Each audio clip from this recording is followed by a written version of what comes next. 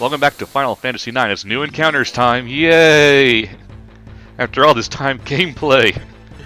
Yeah, it's been like a good 7 parts since we've done traditional RPG shit, you know? So, like, I understand the need for downtime, especially since the beginning of Disc 3 and to the end of Disc 2, for that matter, were pretty high-stakes situations, but having, you know, it's good to... What the hell is that thing doing to Vivi?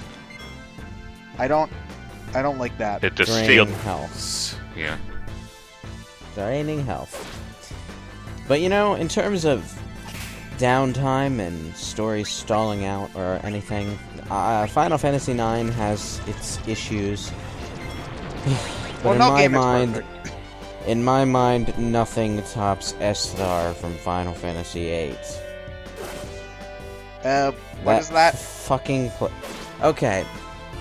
In the third I thought you'd never ask. in the third disc of Final Fantasy VIII, there's this really big high-tech city, right? Okay, so in what most games would do is either give you large chunks of the city to explore, or they would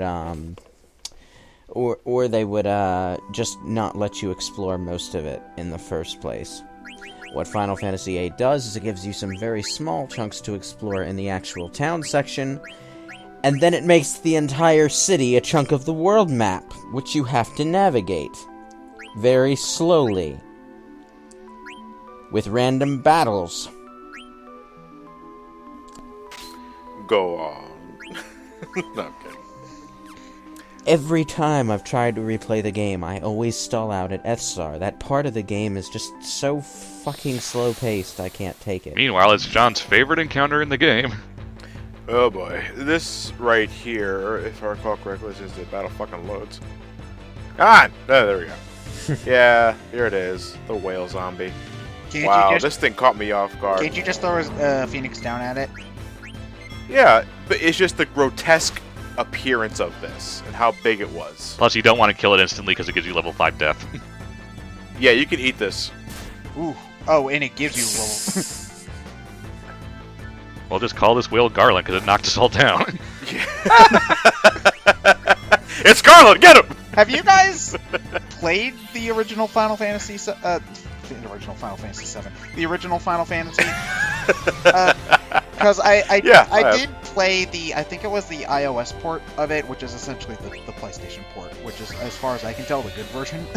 But yeah, it's... If you're gonna play Final Fantasy 1, you're gonna play the PS version or the PSP version. The original Final Fantasy, the 8-bit version, is broken as fuck. Like, yeah. Some of the moves just plain aren't programmed to do anything. But the PlayStation version of Final Fantasy 1 is actually quite different from the later versions, in that it still has the original difficulty mode. And it still has the spell charge system instead of the straight up MP. Yeah. So the iOS version is based on the Game Boy Advance version. Which Yeah, I hear which is has the an MP piss, system. which I hear is the piss easy version.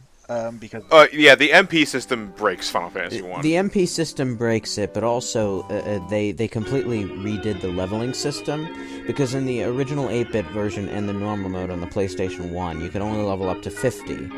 And obviously your experience points were all spread out along those 50 levels. Ryan is hopelessly lost looking for the Chocobo. I recorded and edited this at 3 in the morning. Oh, so Ryan, did you do what I did when I was recording Thousand Year Door, and you recorded a whole bunch of parts and then edited those parts before you recorded the next batch of parts? Yep. Okay, good. That honestly, I think if I'm ever to do another RPG for this channel again, that's the way I'm gonna do it, because it's way easier to remember specific cuts if you edit that shit right away. Yay. The Chocobo Lagoon, which is only half available until you upgrade your Chocobo to the Ocean Chocobo. Yeah, the Chocobo Lagoon has two halves. The bluer half on the left-hand side is actually deep water. I like to think of the Chocobo Lagoon as an in-ground pool. There's the shallow side that the kids are allowed to play in, and then there's the deep side that you can't go in unless you know how to swim. So until you upgrade your Chocobo to a full-on ocean Chocobo, rather than a river Chocobo, you won't be able to go in the other half, and you won't be able to get the good items here. So you can only go into shallow water in the ocean when you're a river chocobo, then?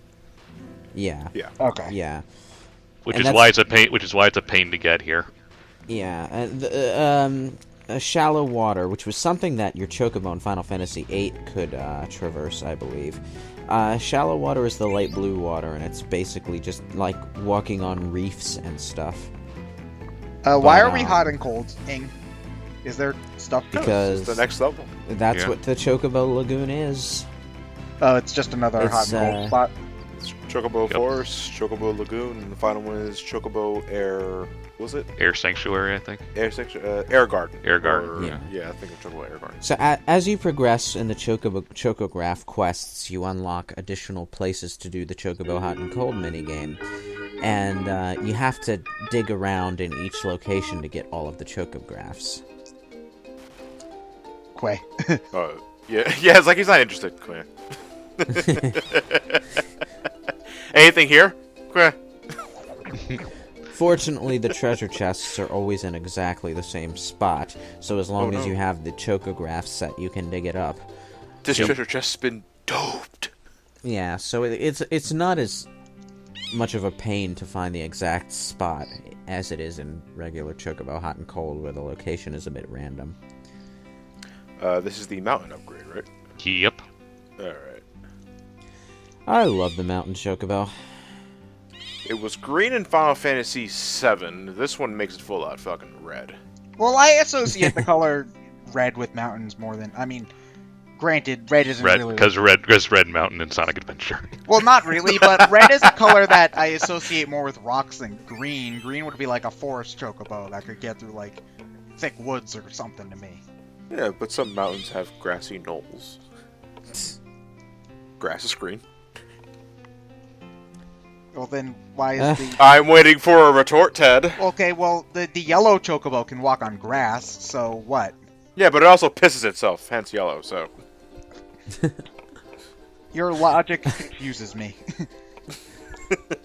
Anyway, the Mountain Chocobo can traverse anything except deep water, Yep. which means you can get to a lot of places with this thing. And you don't even need to go into deep water for the most part, because you've got a... You have the ship, but you can meet if you did all the chocographs. You can possibly do at this point. You're gonna immediately get the ocean chocobo Yeah, you anyway, so the boat becomes completely useless. Yeah. Oh, fuck. You hear that? That's the sound of the ship crying. The only thing, funnily enough, that the Mountain Chocobo cannot traverse is the vertical land at the border The of straight up ocean. cliffs, yeah. Yeah. Well, come on. Yeah, the Chocobo could do a lot of things, but don't ask go full out Matrix or Spider-Man. Yeah. For that kind of shit, you need the gold Chocobo. The next upgrade for the Chocobo is always in a region that requires the previous Chocobo color. Yeah, they don't want you sequence breaking. Yeah, so the deep sea chocograph requires you to digging in a mountain, on a mountain. Is there a day-night cycle in Final Yeah. Fantasy IX? Because I don't remember. No, he's close to Trino, and every Yeah. time you go close to Trino, you fuck with the Earth's rotation. Yeah. The world map changes its atmosphere depending on where you are at times. When you're near Burmecia, it's always raining. When you're near Trino, it's always dark. It's raining here, so I must be near Bomicia again. Stop doing that! You're gonna drown my crops. Another More misspell. digging. More More. M-O-R digging. I think you mean Mordona. More digging is probably the name Well, of you like were a tired. really... More digging is probably the name of like a really bad fanfiction dwarf in some place.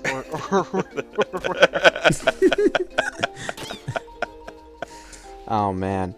Oh, I think this is it right here. Yep, this is the ocean one. Quit drugging me. Yeah, stop!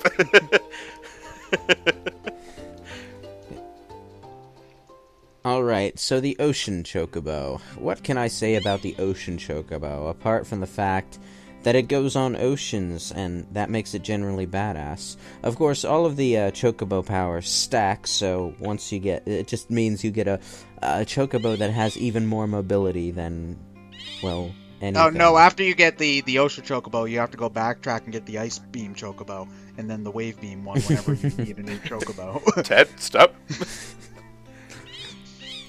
Yeah, the upgrade from Deep Sea Chocobo to Gold Chocobo it's relatively small, you know. Because Well, at the point you can get the Gold Chocobo, you already have the airship. Yeah, you're mostly just using it so you can get some treasures that you can't get as You also needed to go encounter the friendly Yan. Well, the Gold Chocobo has more mobility than the airship. Unfortunately, the airship has your party switching thing, so you need the airship anyway. And it's also like 3 times faster. Yeah, I was about to say it's faster. Yeah. Oh, so when do you get the Gold Chocobo? Not till later. Oh, do you get the Gold you Chocobo can't... after the airship or before it? The Gold Chocobo, I think, requires that you use a red pepper on the sea foam where, spoiler warning, Estogaza used to be. Yeah. No, not Estogaza. Terra. Well, the warp point for Terra. Yeah. Because it vanishes after that event, so... Yeah, so you literally can't get the treasure that's there until after that point. That's that's the ultimate weapon. Yeah, it's like, that's the ultimate weapon. Yeah, that's ultimate weapon. Yeah. Got that confused. Ultimate weapon. Probably the most useless ultimate weapon in the history of the series, because there's no reason to go for it. Wow, this is like a real proper intermission, so I can get some drinks. This is Ryan's Rants.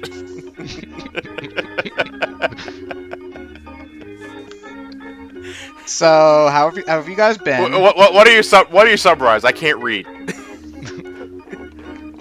We'll go after the next part. Oh, that's the end of the part. No, fuck. No, damn it, explain yourself. Never.